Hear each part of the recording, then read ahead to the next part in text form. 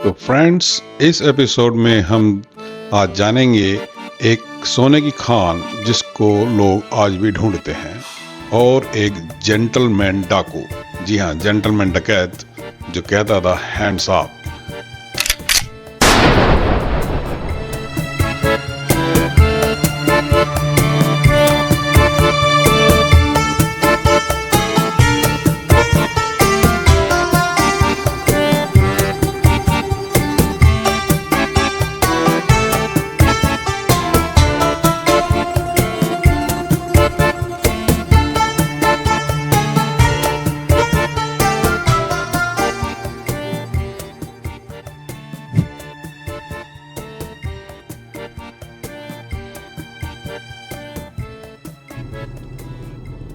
Hands up फिल्मों के अंदर आपने अक्सर देखा होगा, पुलिस वगैरह जब आती है तो वो चोर चक्को कहते हैं hands up. Put your hands up. आज हम जानेंगे कि इस शब्द का सबसे पहले किस आदमी ने आविष्कार किया और किसको इसने यूज किया। उसका डायरेक्ट कनेक्शन है न्यू वेस्टमिनिस्टर से। उसका नाम था बिल माइनर। बिल माइनर एक लुटेरा था जो कैलिफोर्निया से कनाडा में एंटर किया गोल्ड रश के टाइम पे। उस ज़माने में जब ट्रेन वगैरह होती थी, वो ट्रेनों को वगैरह लूटना ये उसका मेन पेशा था। उस समय में जहाँ गोली मार देना बड़ी आम बात हुआ करती थी, लेकिन वो एक अपने ख़ास अंदाज के लिए आज भी जाना जाता है।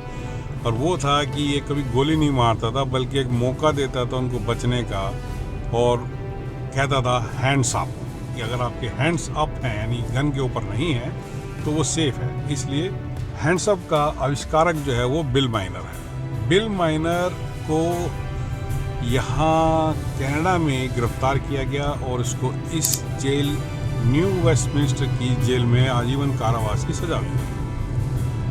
लेकिन वो यहाँ ज़्यादा दिन टिकने वाला नहीं था, काफ़ी चालाक और चतुर था वो, और वो एक दिन जेल से भाग निकला। वो ऐसा भागा कि कभी दोबारा पुलिस के हाथ ही नहीं आया, लेकिन वो दुनिया को जाते जाते एक चीज़ दे गया, खासतौर से इंडियन पुलिस को, कि हैंड्स अप। तो इस तरह हैंड्स अप जो है बिल माइनर के द्वारा ईजाद हुआ और आज के प्रचलन में आया हुआ है। तो इसलिए उसको एक बड़ा, ये भी कहते हैं कि वो बड़ा दयालु किस्म का, बड़ा काइंड हार्ट जेंटलमैन डाकू था। तो अपने कई अंदाज के कारण, अपने इसी यूनिक अंदाज के कारण वो बड़ा फेमस रहा। और चलो आज हमने जाना कि हैंड्स अप के पीछे कहानी क्या है। तो हमें याद रखना है बिल माइनर।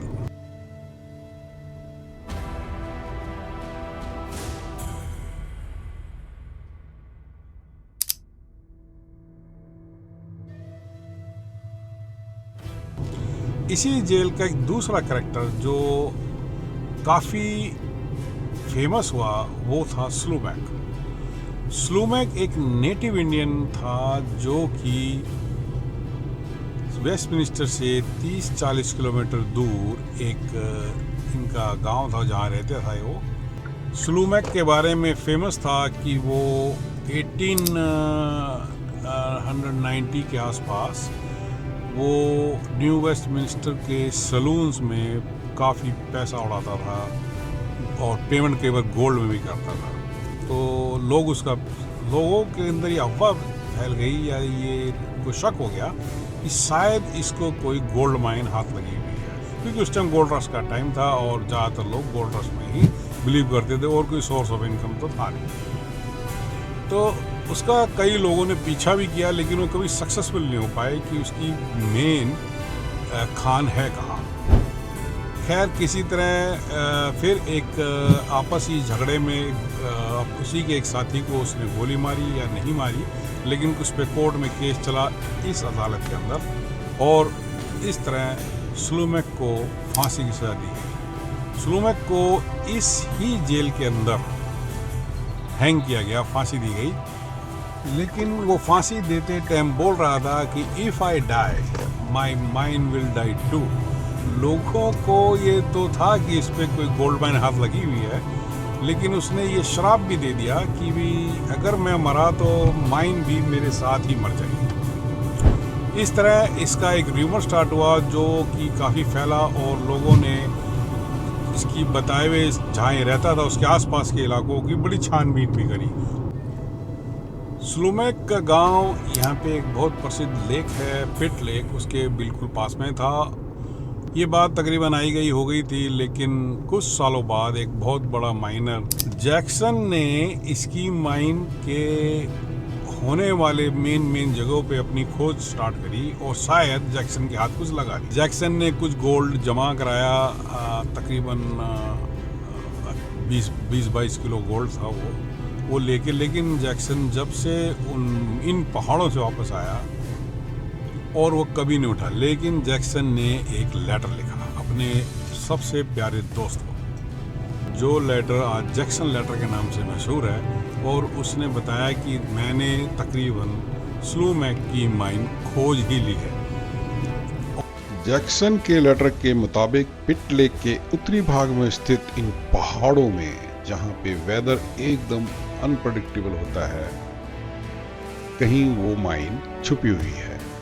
पिछले 125 सालों के अंदर तकरीबन सैकड़ों लोगों ने इसको ढूंढने की कोशिश की है और दर्जनों ने अपनी जान गंवा दी है। क्या स्लूमेक का कर्स अभी तक चालू है? क्या पता।